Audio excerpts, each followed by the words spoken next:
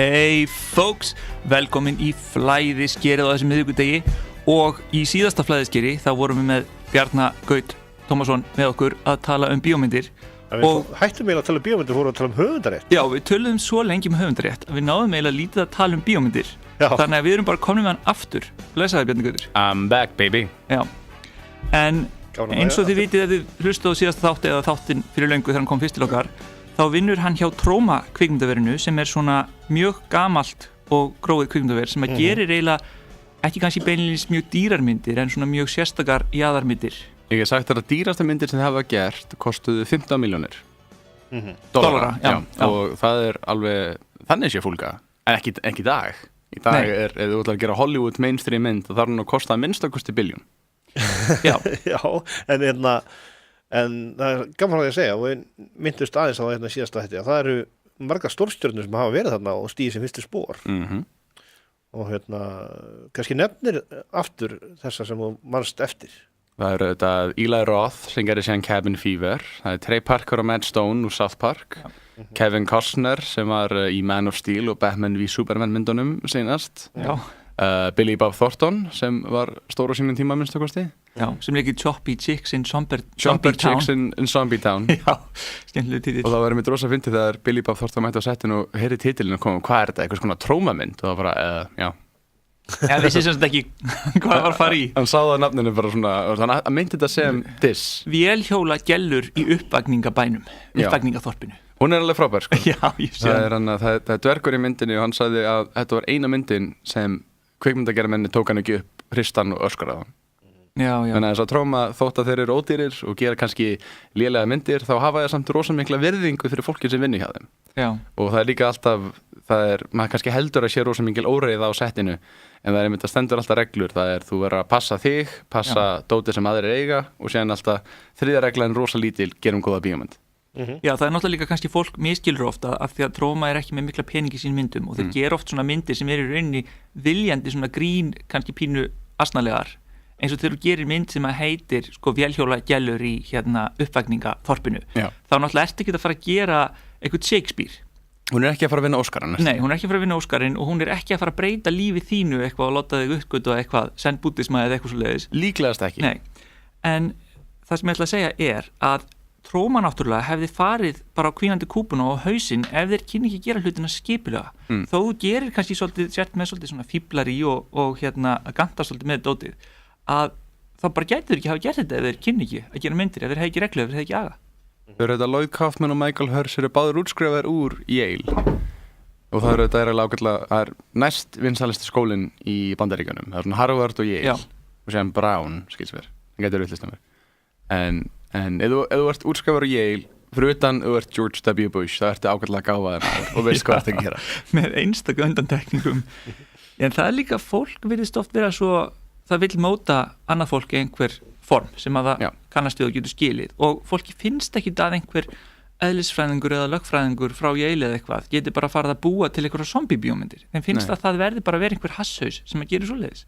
En það er náttúrulega oft ekki rétt. Nei, þetta er einmitt svona ránkömmun sem verður með þegar maður horfir á lélega myndir að maður heldur svona, þetta er bara eitthvað fólk að fíblast og veit ekki neitt. En ég hef verið að nesetti og fólk, þú veist, það er ein uppáhalds tilvitnum frá Lloyd Kaufman er We do not take ourselves seriously but we take our movies very seriously. Já, við tökum okkur ekki alvarlega, við tökum myndirnar okkar mjög alvarlega, já. Akkurat. Og það er einmitt svona, þegar þú mætir á set, þá er fíblagangur fyrir frammyndavélina. Þú mátt ekki að fíblast fyrir aftan. Þú mátt fíblast þegar þú er búin að taka upp. Já. En þú mætir á set, þá ert að vinna. Þetta er svolítið líka það erfiða með uppisandsbransan og að skipuleggja hann. Að margir grínstandi skilja aldrei hvar sko grínið endar og alvaran byrjar, hvar sviðið byrjar og hvar lífið, þú veist, tekur við. Ef þú ert ekki mann að gera þetta neitt, þá lítur þetta á þetta sem þetta er flip, þetta er ekki vinna. Já, ég ætla að verða uppistandari af því að ég vil bara grínast og lifa einhverju kærleisis lífi og það er náttúrulega bara eiginlega með allt sem þú getur mögulega gerst. Líka ef það er að vera trúður eða grínist eða gera uppvakningamyndir eða myndir vélhákarl og risa kolkrabba sem að berjast eða eitthvað svona bull. Að þá þarftu samt að vanda þig og hafa aga, annars klárar ekki neitt. Þú verður að hafa aga og þú verður að hafa ástríðu. Já. Ég sá einhverja myndi, maður ekki eins og hvað hún heitir sko. Hún var einhvern svona vélhákarl sem að gætt syndi í hennu jörðina og héti fólk og eitthvað mjög skrítið. Og þetta virkaði á mig bara eins og svona einhver bíómynd sko. Já. og þetta ætti að vera einhver ég held að það hefði verið rétt virkni Örugglega ég held að þú hefði metið þetta alveg rétt Það er þetta orðið bíómyndir byrjar þannig að í kvikmyndahúsunum 1950 eitthvað, það var alltaf gerð Hollywood bíómynd og sem var gerð ódýrari mynd sem þau notuðu settin sem þau höfðu búið til fyrir aðra myndir eins og þú ert með stort Hollywood stúdíó þú ert að framleiða mynd sem kostar kannski alveg á þessum tíma 3 milljónir sem er alveg mikil peningur á þessum tíma en síðan eftir svona, en við byggum til þetta sjóringasett við eigum það bara og við erum með þessa ódýra leikari hérna og þá bara notar þau hitt setti sem ekki verið að nota gera aðra ódýra mynd og síðan í bíóhúsunum sem stúdíóin áttu þá sýndu þau stóru myndina í stóra salnum svo salur A, þess vegna A-mynd og síðan sýndu þau ódýra myndina í sal B þess vegna B-mynd Þetta er fullkomlega rökrétt og í rauninni frábært og svo sóir ekki alltaf því að maður hefur oft farið í leikhús og sé að það er búið til fjall og hól og þú veist kofan, hellinan skuggasveins eða eitthvað og svo hugsa maður bara, er svo bara hent Það er rosa rökrétt að bara halda áfram að nota þetta Já.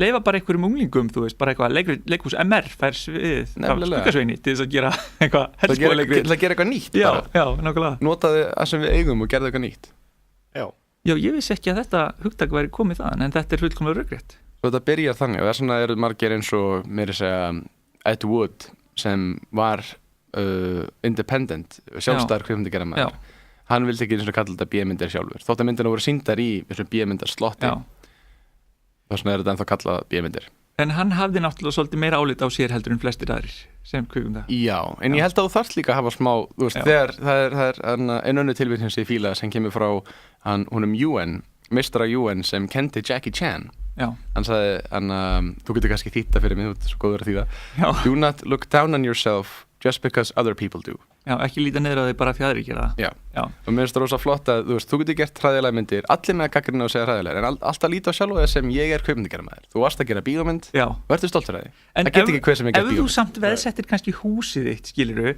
og börnin þurfa að fara í skóla og það kostar og þurfa að fá föt og þú veist, allt er í rugli og þú tapar alveg fjölskyldunar þá kannski bara máttu skammast þín Já, það eru takmörk ef þú hefur neikvæð áhrif á aðra með myndinni þá máttu það að þetta er einmitt gerist með Howard Hughes sem var þessi milljónamæringur sem var The Aviator bíómyndinni byggð á lífin hans hann ákvaða dettin í kvikmyndageran og hann kastaði einhverjum milljónum í að gera Genghis Khan bíómynd sem John Wayne lék Genghis Khan Já, það er megnað fyrst Það er rosa gott en þeir voru að taka upp í Nevada það sem var búið að testa kjarnorkusprengjur og helmingurinn af fólkinu sem var á myndinni dó krabbameini og hann tók því þetta rosa persónulega þú veist ekki aðeins var þetta hræðileg bíómynd þar sem asískt fólki leikið að bandaríkjamönnum hvítum bandaríkjamönnum heldur dói sér allir þar á meðal John Wayne, hann dó krabbameini og þeir enda kæra fyrirtæki, kvikmyndafyrirtæki og þeir komu með rökin hann reykti líka sígarettur Er þetta þá kannski svo mynd sem við kostað hvað mest í raun?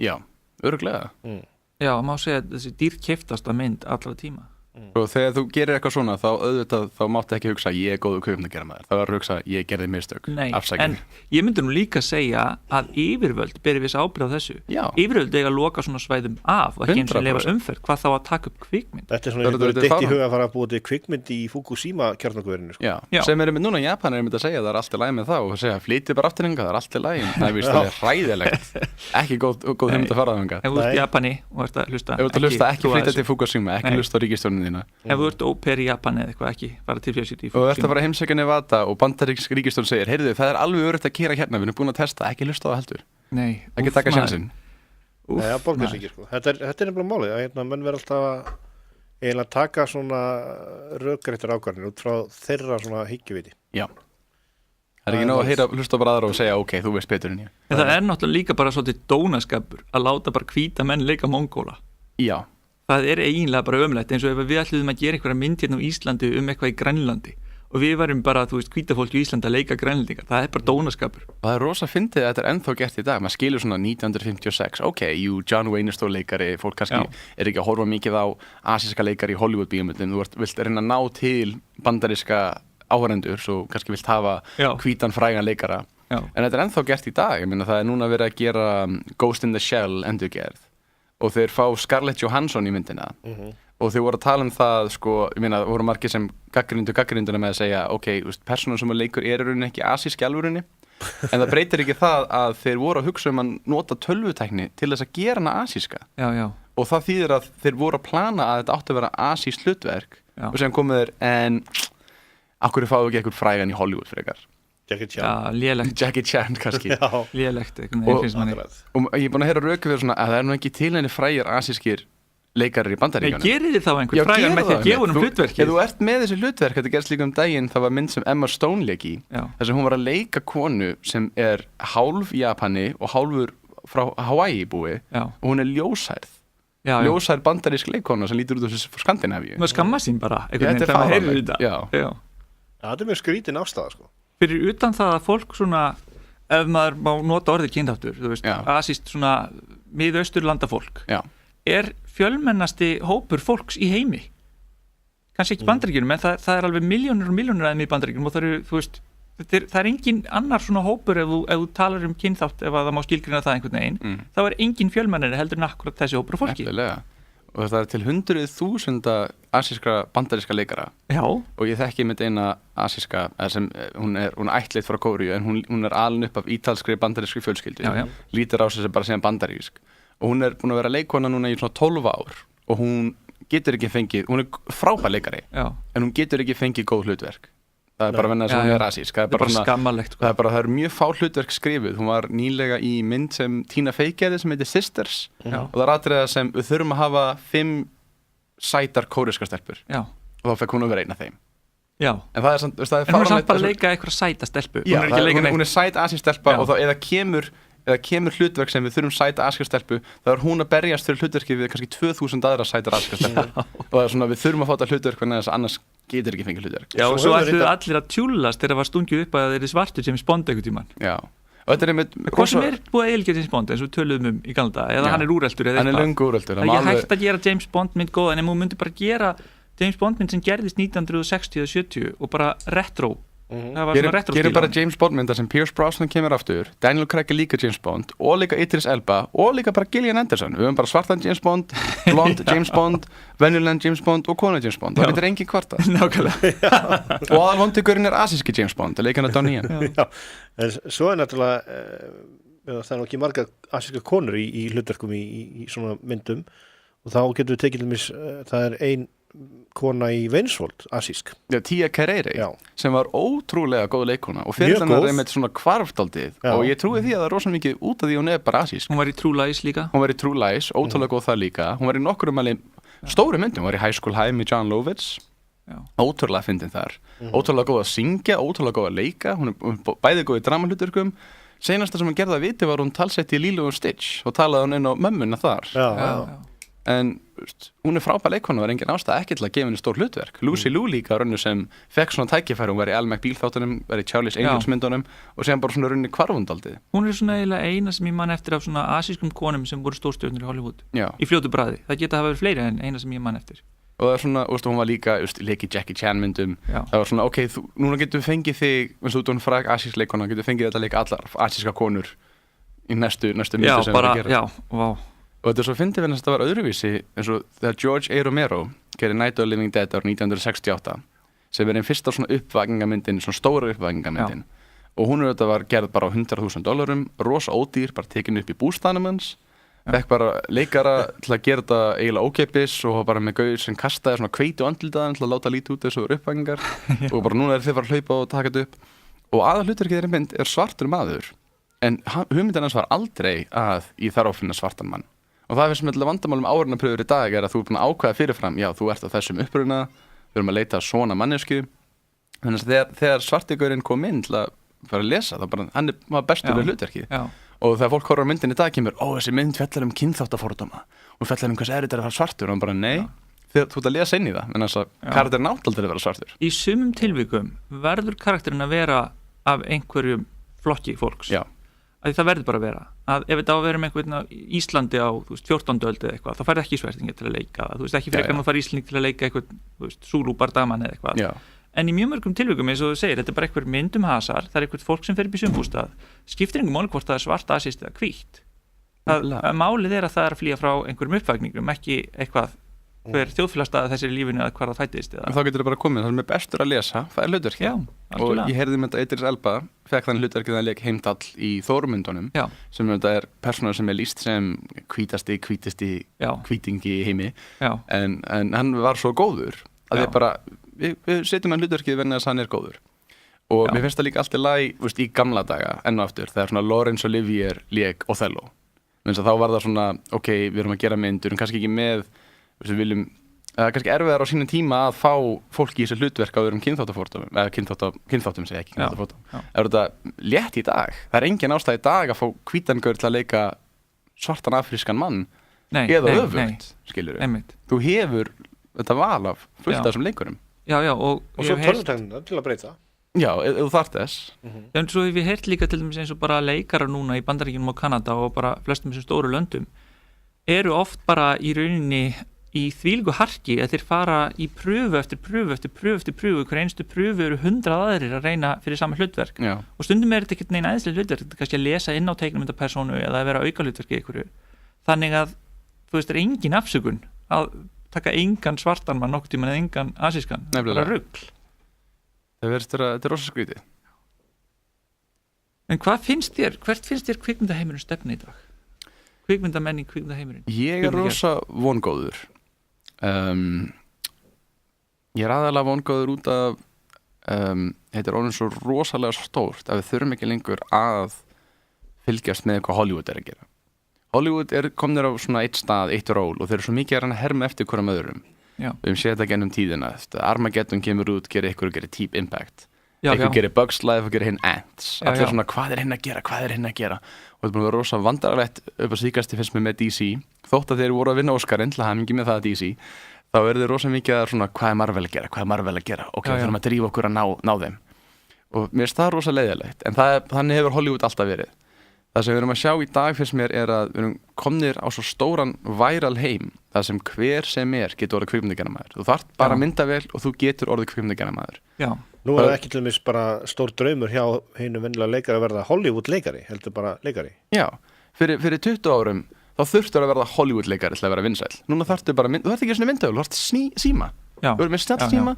og þá getur orðið Snapchat stjarna, þú getur orðið YouTube stjarna það er alveg, við erum komin í svo mikið út svona level of new media og þú komið upp svo mikið að skemmtilega fólki sem bara að gera sitt eigið og það er miklu skemmtilega að sjá frekar en fólk að reyna ég ætla að vera næsti Brad Pitt, ég ætla að fara í rektina og vera með svona semi-sítt hár og ég ætla að reyna að fá þessi hlutverk svona, það er miklu skemmtilega bara mér finnst gaman að gera þetta horfa á lélegar teiknimyndir og tala síðan þær ég ætla að gera það og síðan verður frægur bara út af því Já, þetta er náttúrulega ekki beint kvikmyndaheimurinn en almennt í rauninni bara fjölmiðla heimurinn og það að verða frægur fyrir eitthvað er búið að opnast gríðarlega eins og þú segir Er ekki einmitt þessi heimar bara að renna svolítið saman? Jú, ég myndi, þetta er kannski ekki endilega kvikmyndir en þú ert samt að skapa eitthvað oftast eitthvað original, upprunalegt og þetta eru sögur, þetta eru persónur í flestum tilvíkjum ég sé Snapchata sem fólk er bara að leika þetta er sketch, þetta er eins og horf og sjónvarsþátt og þetta er bara svona að fá 10 sekúndna brot í gegnum allan daginn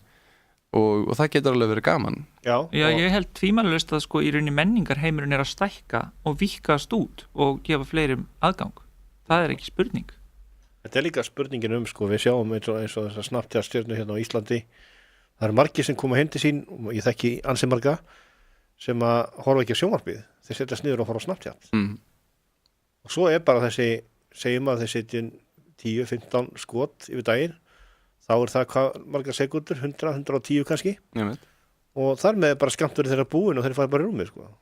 þurfa ekki að horfa á sjónvarp þetta er bara nóg, skilur við og þetta er einhvern veginn alltaf færast út þessi mörk Já, það var náttúrulega líka bara eins og þegar ég var ungur og hvað þá sko 1950 og 60 þá voru bara upptökuvélar brjálæðislega dýrar og þú veist kannski filmu þannig að ef þú gerir mistök og klúðrar þá var það bara virkilega dýrt, þú gast ekki bara byrjað upp á nýtt þú varst búin að sóa filmu Það er einmitt fyrir 40 árum gat ekki hver sem keypt sér myndavél Nei, nú getur hver sem gert lélega bíómynd Já, og hver sem líka gert góða mynd ef hann kann að gera það Já, það er rétt, ef þú hefur hæfileika ef þú kannt að taka upp og svona hver sem að kann ekki að beina myndavél sem kann ekki að ljósleiðrétta og kann ekki að leika hann getur gert lélega bíómynd en hann getur gert bíómynd Þetta byrjaði rauninni þegar Kevin Smith gerir Clerks Já, þá verður þetta fyrsta svona sannleikurinn að bara hver sem getur gert bíómynd og þú hefur sénsinn að hún verður stór Hollywoodmynd en þess að Kevin Smith gerir Clerks fyrir $60,000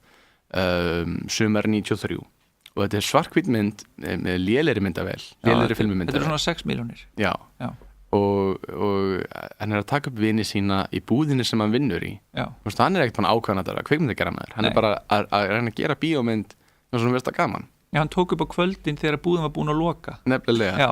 Og sen kemur Harvey Weinstein sem hjálpaði að framleiða The Burning, sem frábær svona hryllingsmynd, ódýr hryllingsmynd, þar sem Jason Alexander og Seinfeld byrjaði.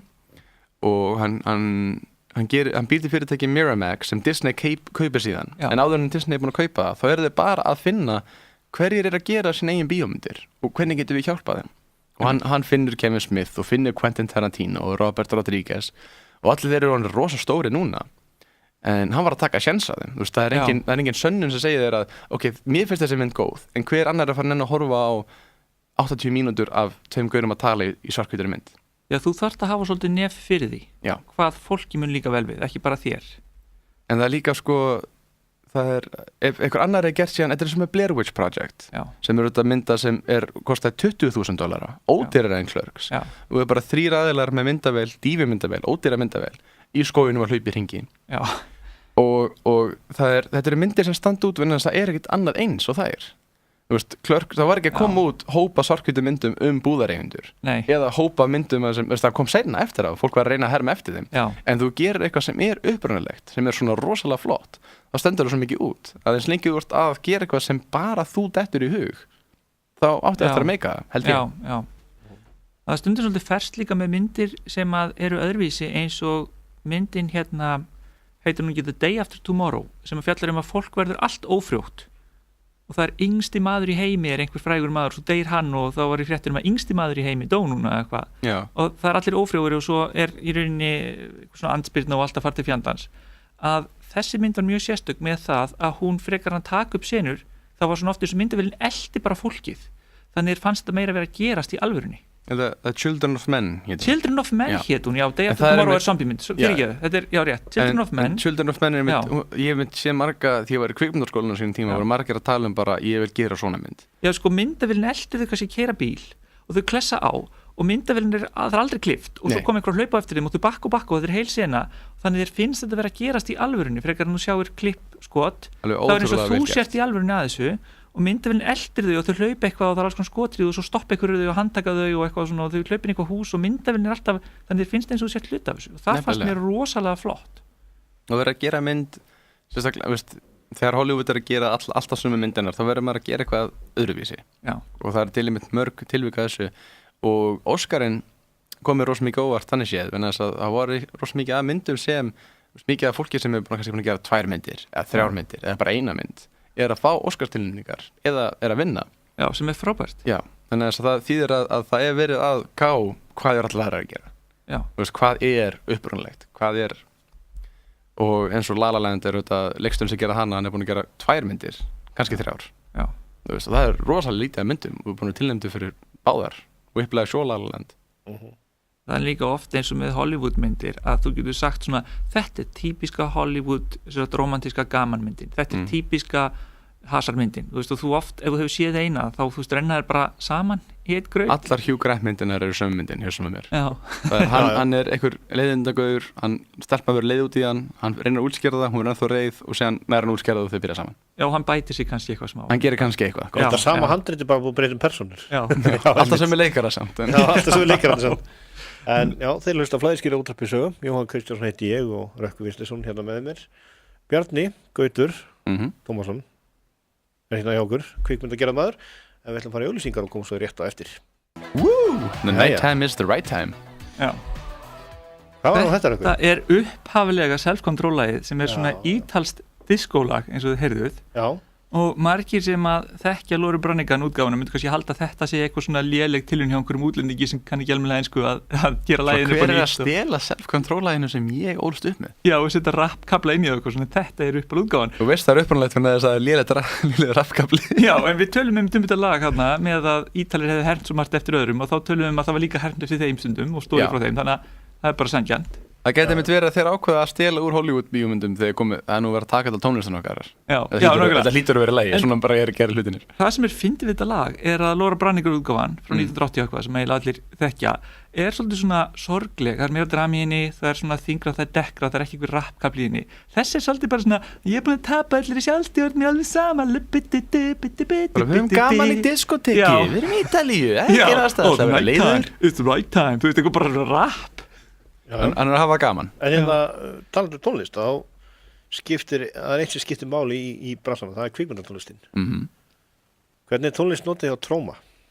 Það er alveg góð spurning. Það eru nokkrir kompóserar sem hafa unnið hana og þeir eru því miður hefur Tróma ekki haft efni að hafa sinfóníuhljómsveit. Ég hef alltaf verið svona komið óvart að George Lucas náði að fá John Williams eins og Star Wars var þannig séð svo ódýri mynd fyrsta myndin. Já, það er engin trú á henni heldur. Já, það er nefnilega, fyrir rosa fyndið, bara rosalegt, ekkert fyndið við það að hann fengið hann, en þeir hafa aldrei verið það heppnir að fá symfóníuhljómsveit til sín.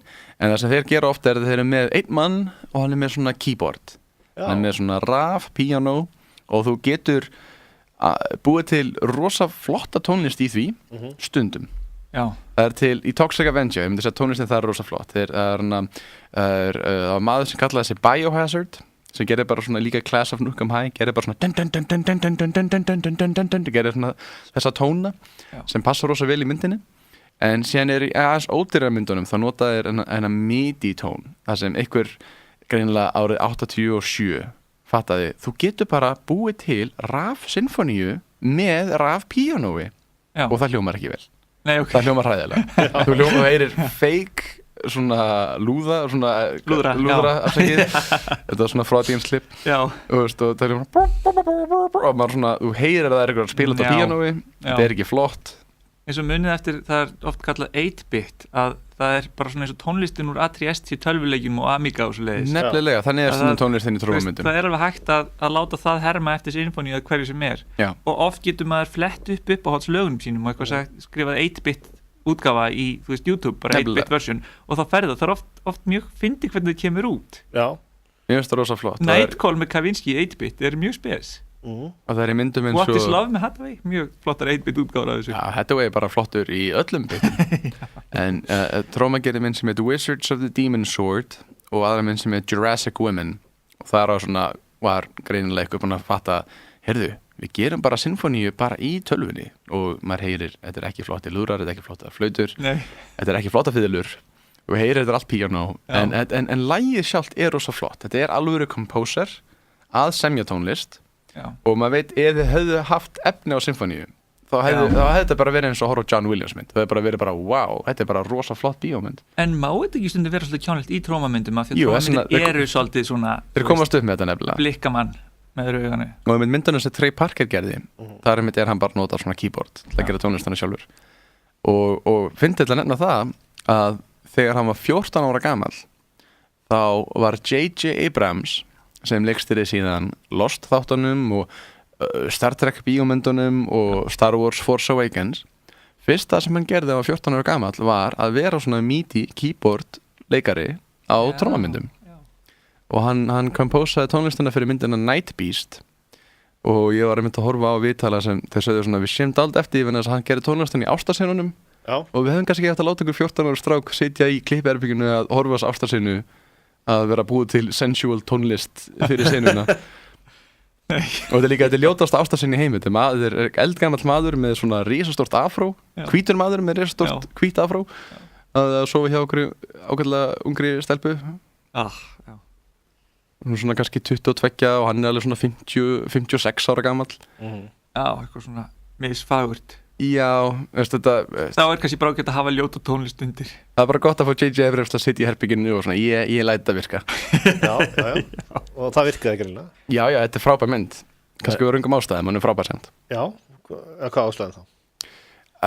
Hún er bara, mér finnst þú frábær vegna þess að myndin byrja bara þannig. Þetta er lítið smábær og það kemur geimvera og crashlendur á plánundin óvart. Það kemur svo loftin og klessir á flugskipið og hún lendir á plánundinni, þá bara kemur geimveran út og hún er bara reið segi ég, hún bara drepar alla. Svo öll myndin er síðan bara, hún er lappum að drepa fólk. Okay. Og hún er með svona laserbyssu og bara skjóta alla. Og svo inn á milli maður með afró með einhver ungri konu. Já, maður með afró er sko lögreglumaðurinn, svo hann kemur alltaf, það er greinilega eitthvað búið að gerast hérna og konin er sko hinn lögreglumaðurinn og svona, já, þetta er skrítið. Og séðan svona kottað það sem maður að lappa með krakkana sína sem kemur bara skrimsli og getur á hann inneflinn og hann bara, ó nei. Og og það kott aftur lögreglumanninn, nú annar maður dáinn og sen fá þeir svona passíf á svona liða fólki með byssur og þá kemur rostór svona bardatriði og þannig að skjóta byssuna á geimvörinni en þá bara heldur hann áfram að drepa fólk með nöglunum sínum og klærnar sínar. En svona varðandi þessa áhorfendur ykkar á trómamyndum, þarf maður ekki að vera svona hálfgerð kvikmyndarnörd til þess að bara upplifa þetta svona? Jú, ég held að þú ert að hafa alveg gífurlegan áhuga á svona kvikmyndum. Ég meina kvikmyndagerð. Á kvikmyndagerð líka. Já. Það alltaf, mér finnst það svo gaman að horfa myndir og koma hvernig gerðu þið þetta og reyna að púsla saman hausnum að þið, bara hvernig kom þetta til skila. En einhver svona trómamynd sem að maður eins og ég myndi sína mömmu sín og pappa sín, skiljum við? Þetta fullt. Já, ok. Já, þetta ekki allt bara geimur sem ég þetta inniblínu fólki. Nei, sem betur verið ekki. Þeir hafa gert nokkrar barnamyndir, þeir hafa gert nokkrar fullorðinsmyndir og nokkrar svona bara fyrir svona eldri kynslóðana. Þeir keyptu fullt af bíómyndum af mannin sem heit Michael Rowan sem var búinn að eigna sér fullt af gömlum Hollywoodmyndum sem engin vildilingur eiga réttin á. Svo þeir eiga réttin á til dæmis Lassie, fyrstu Lassie-myndinni frá 1943, Tróma á réttin á henni. Já. Og það mitt fyndin saga þegar Lassie 2004 endurgerðin kom út. Þá kom ykkur og bað Tróma bara, við viljum fá 50 eintök af Lassie hjá okkur. Já. Og þá kom Michael Hurst og sagði bara, hundamyndir í vinsalar, nú ætlum við að fara að gera hundabarnamyndir. Og þau gerði bíómynd sem heit Doggy Tales, þar sem þau fengu alla frægu gaurana og vinir sína, fengu Trey Parker og fengu James Gunn sem gerði Guardians of the Galaxy fyrir Marvel, fengu alltaf að koma alltaf talin og hunda. Já. Og þessi mynd var svo slæm að engin krakki fílaði hana, bara fólk sem var að taka svepp og horfa á hana sem fílaði hana. En þeir voru að minnst að reyna að gera barnamyndir og þau hafa gert alveg nokkrar. Það er einmitt svo fyrsta myndir sem Lloyd Kaufman gerði heitir The Battle of Love's Return og mér finnst hún vera rosa falleg mynd. Þetta er fyrsta myndi sem hann gerir almennilega og hún er rosa þetta er rosa mikið eins og horfa á Buster Keaton, Harold Lloyd eða Woody Allen mynd. Þar sem hann leikur svona personu sem allir eru á mótunum. Já. Eins og það er senað sem hann fyrir að tala við sálfræðingin og hann segir, mér líður eins og allir sér á mótum mér. Sálfræðingin bara, getur þú hætt að tala, þú er svo leiðilega rödd og rekur hann bara út. og myndin er rosa góð fyrst með, en þetta er bara myndum er ekki ömulegt að lífið er leiðilega stundum. Og þetta er mynd sem er universal. Það er ekki blóð í henni, það er ekki ofbeldi, það er enga kynlífssenur, þetta er bara myndum mann og lífið er leiðilegt. En náttúrulega Tróma gerir aldrei mjög dýrar myndir eða næstum aldrei mjög dýrar myndir. Nei. Og eru yfirleitt svona svolítið að grínast þegar gera myndir. Já. En þannig að þær eiga ofta að vera kjánulegar og eru þá skemmtilegar á þann hátt. En þú getur náttúrulega líka stundum gert mynd sem að þú vilt að sé góð og mistekst og er ömurleg en er samt einhvern veginn ótrúlega skemmtileg út á hvað hann er ömurleg. Þannig að þú getur þá, það er svona næsta ef að það klikkar að gera einhverja asnalega mynd vel, þá gætir þú dottið samt á hitt að hún sé svo lélega að hún sé áhugaverð og skemmtileg út á hvað hann er mismuð. Þú ert að klippa mynd og hugsa bara, nei, þetta er ekki eins og ég ímynda mér, þetta er hræðilegt, þá gæti það verið að myndi verið frábær út á raungam ástæðum. Já. Og við höfum myndir eins og Tommy Wiseau gerði The Room. Já. Og það hefði verið, hugsaði þess að það hefði verið að hann hefði bara gefist upp. Hann hefði komið, nei, viðst, þetta er ekki að ganga upp. Hann hefði bara fattað, þetta er ekki að ganga upp. Já. Sem betur fyrir gerði hann það ekki. Nei. Og hann kláraði myndina og hún er frábær. Og það er öllum raunga ástæðum að hún er frábær. Já. Og það er alltaf leið. Það er fyrir þá sem veit ekki hver hann er að þá er hann, held ég, pólveri. Hann heitir að segja hann sé neitt annað en Amerikani. Hann er vist alveg upp í Rúmeníu. Já, það getur passað. Og margir nefnilega halda hans í vampíru út af því. Já, en hann sem sagt er maður sem hefur bara engan skilning á mannlegum samskiptum, engan skilning á hvernig samræður fara fram, eða neinu, eða hvernig þú gerir kvikmynd, en áttu fullt af peningum og gerði einhverja fáránlegustu og lélegustu kvikmynd alltaf tíma sem er orðin heimsfræg fyrir að vera léleg og hún er orðin svona, þetta er eins og svona sértrúarsöfnuður sem dýrkar þessa mynd. Hún er eiginlega bara orðin svo fræg vegna þess að maður horfir á hana og þetta er eins og þú varst að segja einmitt, að maður spyr sig af hverju þessi ákvörðun. Já. Og maður að horfa á hana og það er eins og hann ákvað sko, þegar hann var að taka hann upp þá tók hann að bæði upp á sko DV spólumyndavél, svona lélegum gæðum og líka á filmu. Já. Og hann að taka upp á sama tíma sem enginn gerir. Það er eins og Tróma sko áður en að taka upp á filmu þá takar upp alla myndina á spólu. Já. Til að svona æfa leikurunum, æfa skotin, bara fara í gegnum allt svona verður þetta eiginlega. Já. Bara svo það er betra fyrir alla að æfa einu sinni að meður að taka upp, þá getur þú að horta á hvernig séðan lítur út, veist hvernig leikarnir eru. Já. Það er rosa góð leið til þess að gera. Mjög rökrétt. Já, en þú tekur þetta ekki upp á sama tíma og þú ert að taka upp filmutótið. Nei. Þess að þá veist ekkert hvort það er að virka það ekki. Og sérstaklega af því að ég hef heyrt að lýsingin sé ekki svo sama, besta lýsingin fyrir mismundu myndavélunar sé ekki svo sama. Þannig að þú verður bara með einhvern ömulegan milliveg. Nefnilega, þetta er ekki flott. Nei. Þú vilt alveg hafa filmumynd, þú vilt ekki hafa spólumynd til að byrja með. Þú vilt ekki hafa mynd sem lítur út og tíkin upp á spólu. Nei. Þú vilt hafa filmumynd, þú ert með filmu, taktu bara myndin upp á filmu. og síðan eins og það atriða sem hann ákvað þeir fara alltaf þeir eru upp á húsþækinu þá eru þeir inni og þeir nota svona grænan skjá eða bláan skjá þar sem þú setur upp vegg sem annarkvort ljósgræn eða ljósblár og þá getur þú litað hann hvernig sem og þetta er dæmis gert í Star Wars myndunum þegar ekkur út í game þess að þú ferð út í game í alvörinni en þú getur alveg farið upp á húsþak og þarf ekki að búa til gerfi húsþak Nei, það er svona, hugsaður það var húsþakarnar rétt hjá sem hann notaði ekki nefnilega, og maður hugsa svona, kannski er þetta út á hljóðunni bílar út allt að henni, en sér talsittur hann alla hvort sem Já, en býtu, þetta er verra en þú heldur ég man ekki betur, en það hafi ekki einu sinni verið úti hann hafi tekið þetta upp úti hann hafi byggt það hann bjóð til settið úti af einhverju risastóru bílastæði og sett veggina þannig að hann gat heldur ekki notið þess að vera inni með það til dæmis að vera með betra hljóð eða kveikja bara ljósinn þegar það kom nótt eða eitthvað stöðis heldur var allt það slæma við að vera úti var hvað sem í gangi en hann var með sett á bílastæði fyrir að fara upp á þak og ég held að ég veit að þetta er snilt að vera svona mikil astni en þess að þið gerir þetta í gömlum Hollywoodmyndum sérstaklega ég meina líka í nýjum og horfir á myndir eins og Fantastic Beasts and Where to Find Them þá þetta er allt sett það er aðtæður sem hann á að vera úti en í alvörin inni og þú horfir á eldri myndir frá 1956 eða eitthvað það var rosa gaman að horfa á svona vestrænar myndir þar sem fólki svona við erum úti að veiða og sérðu þetta sett þú sérðu þeir inni, mér finnst það kósí það er bara allir alltaf rólegir þú heyrðu á hljóðunni, það er bara gaman og kannski vildi hann bara búa til þetta scenaríu þar sem við erum að setti við erum að þykjast vera úti þótt við erum úti í alvörinni þetta er fáránlegt en þetta er bara þetta make sense, þú átt ekki mikið pening og vilt gera bíómynd, það bara gerum all trópin þykjumst hann var einhvern veginn eins og hann fyndist þetta bæta við myndinni ef hann gerði einhverja teknibrellu þó hann væri gersamlega óþörf það er líka það þetta er ránkvömyndum við þurfum að nota set, þurfum að nota green screen og það er þess ekki The Room kostaði fúlgu $6 million og hún lítur út eins og ódýr þáttur af Neighbours ég geta gert það Room fyrir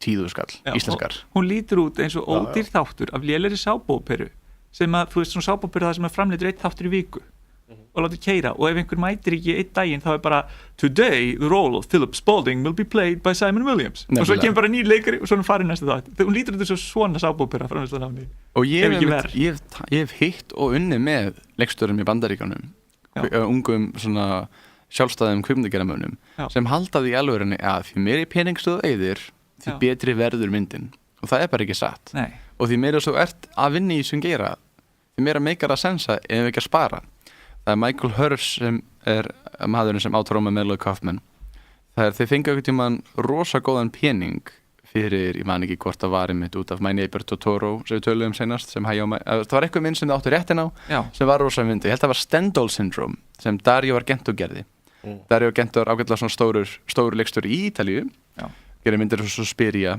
og fólk hætti að fíla hann og þeir bara svona áttu mynd með honum og síðan svona varð aftur vinsæll það var bara svona gátu þeir selt hana til markaða og það fenguðu svo mikið pening að hugmyndin var við getum framleitt eina ógeðslega stóra mynd eða 10 ódýrar og heldur ég ákveða að framlega 10 ódýrar þannig að það er skemmtilegra að gera marga myndir líka ef þessi eina verður einhvern veginn misjöfnuð nefnilega þá gerður bara eina misjöfnuða mynd þú gerir 10 myndir, það verður séns að einum verður minnskosti alltaf og ég hef heyrt að sagt að þú er virkilega að þú ert að láta þessar nýja leikstjóra sem úr kvikmyndaskóla eða eitthvað, gera eitthvað láttu þá fá 0 krónur og þá virkilega ferðu hvað þeir geta því að þá geta ekki falið þess að baka pening þá verða þeir virkilega að hafa samtölun góð þeir verða að hafa sögutræðan góð, þeir verða að hafa persónusköpunina góða þeir verða að ná til fólks á þess að bara láta bíla springa eða eitthvað það er málið en flæðiskýrið á endanum í dag við ætlum að enda þetta á lagi við ætlum að enda þetta á lagi með Johnny Cash ég vildi Shirley hann vildi fá uppáhalds Italo Disco lagi sitt að við vorum komnir í Italo Disco stemmingu hérna ég verð bara að koma aftur við förum bara í rólega heitin með Johnny Cash og við ætlum að fara í lagi Hurt sem er einmitt endurgerð